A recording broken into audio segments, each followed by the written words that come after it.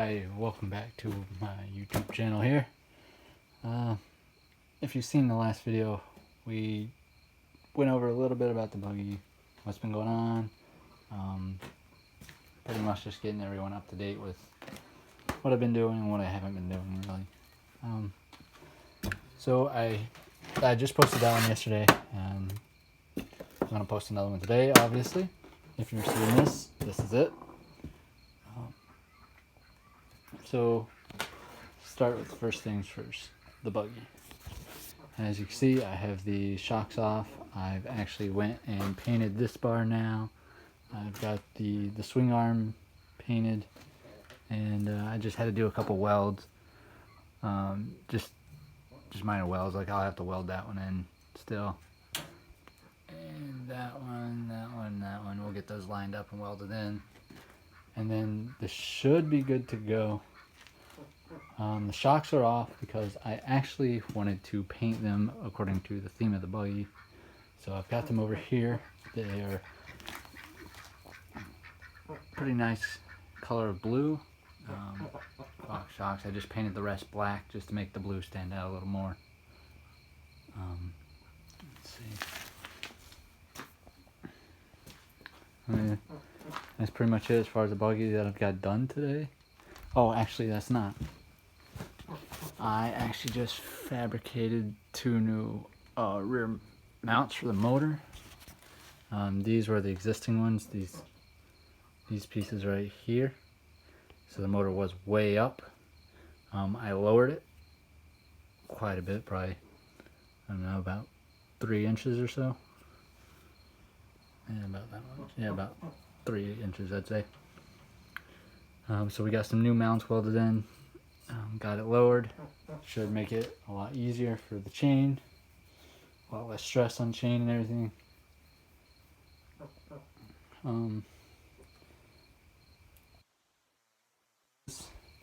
I will get these shocks. Once they're all fully painted, I'll have to flip them over and paint the other side. Same with those. I will then put those back on. I will take the front ones off, which I got a little spray happy with the paint and got black all over, but we'll get those painted blue as well and black underneath, just to, you know, kind of match it front to back. Then we are going to spray paint the shifter linkage setup that I had. Then we'll install that, get the seats installed. I've got new seat covers. So we'll get those put on the seat over there, and the other seat is upstairs in my barn. But we'll get that taken care of. Then pretty much be good to just fabricate up a battery box and a box to hold the electronics for this motor, and then it'll be just, like I said before, just basic bolt-ons and plug and play stuff. Everything's up here. All the switches, start switch, all that's up here. It's just got to be put back in and tightened down, whatever, then plugged in. However, big news for today, and there's the top of the shocks. They'll be getting painted black probably as well. Just for you guys who are curious, this is the paint I use for everything. It's a 2X Ultra Cover paint and primer. This one just happens to be deep blue. I really like this color, so I just kind of went with it. But for the buggy, it's basically just an ultimate high gloss. Well, I don't think it's usually ultimate. I think it's just this one. Yeah, it's just a gloss black. This is going to be the color for the dirt bike.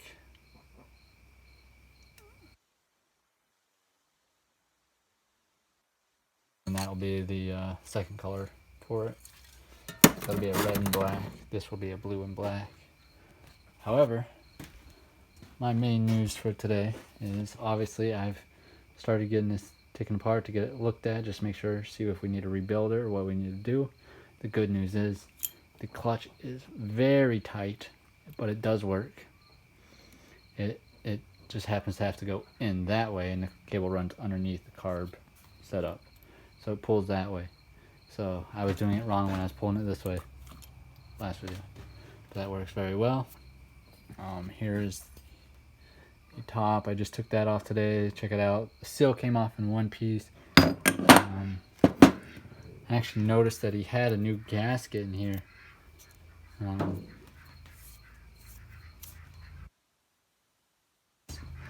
Hopefully that will hold up. This thing, I've actually checked it, and it seems like it has really good compression actually. Just by the sound of it, you know, you never know until you actually hook it up, but the cylinder wall looks amazingly smooth.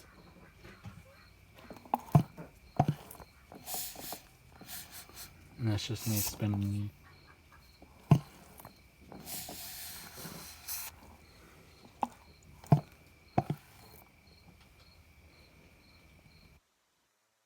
I'd probably get some of that passageway stuff cleaned out for the water, the coolant.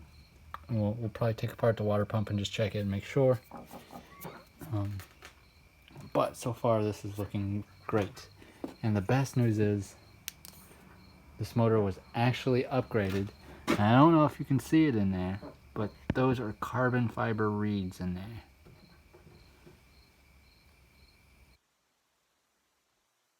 Get it to zoom in maybe a little bit there.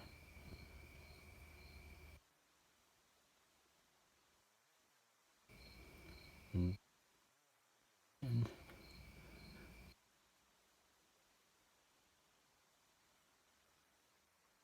guys, I believe that this motor is a runner. I don't believe I will need to rebuild it, but if you guys know where to find any parts for it, I'm having a lot of trouble finding like the carb. Obviously the stator here did not come with the motor. It's probably why it was only 500 bucks, but you know, whatever. 500 bucks for 500 two-stroke is really good price. I couldn't pass it up. Oh, he also has a new gasket there. Look at that. Perfect. Wow. So I need the stator and the stator cover or magneto, whatever it is for this thing. You never know anymore. And I will also need a carb. I believe it takes a 38 millimeter carb. So worst case scenario, I'll just order a 38 and try it and see what happens. But I'll also need a kickstarter and a gear shifter. The radiators I'm not really worried about. I know it had a dual radiator setup on it when it was on the bike, but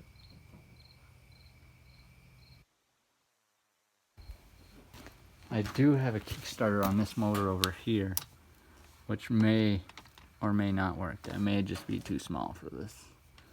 But it does have a shifter on the other side as well that may work. So this was an old Life in 100 that it locked up. So it's locked up right there. Which I could probably free it up or whatever, but rebuild it for 20 bucks probably, but it's not that important to me. It came off the old dirt bike that I put the Predator on. Obviously you still have the R6 sitting here. Haven't done much with it.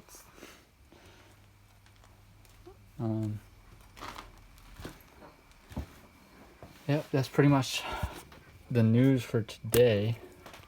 Like I said, if you like the videos, give them a like, subscribe. There are the clutch plates right there actually. Let's see if we can force them to move. Yeah. I bet that's still good. We'll go with it for now. Alright, the piston even looks fairly good. I'm gonna guess that it's probably the stock piston. It doesn't look like it's really been bored out at all. It's a pretty thick cylinder wall still. So I'd imagine it needs one. But yeah. Also, if you guys can find me another exhaust manifold piece, yes, that would help tremendously getting this thing going and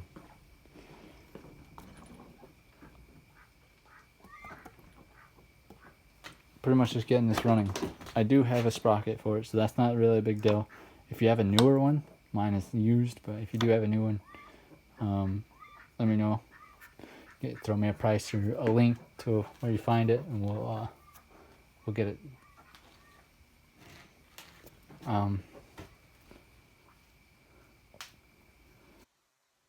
Could smash that subscribe button, the like button, share, get these videos out so I can start making more videos for you guys, because right now I've made $0 off of YouTube. I don't have any monetization or ads or anything like that. I don't intend to. I don't feel the need to do that. I may start a Patreon just in case and link it in the description, but until then, I'm running strictly on my own hard-earned money, and I just kind of rely on you guys to help me spread the word about my videos and get them out there. But anyways, enough of that. Starting tomorrow, we will actually be recording these videos, so you guys can actually see what I'm doing. I'm not just going to do it and then show you what I did anymore. I'm actually going to do it in front of the camera so you guys can see, for those of you that need some kind of creative boost or some kind of help, something to give you an idea, or maybe even just correct me if I'm doing something wrong, whatever the case may be.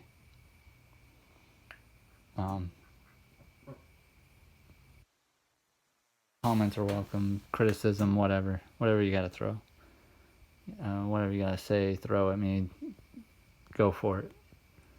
I'm all ears.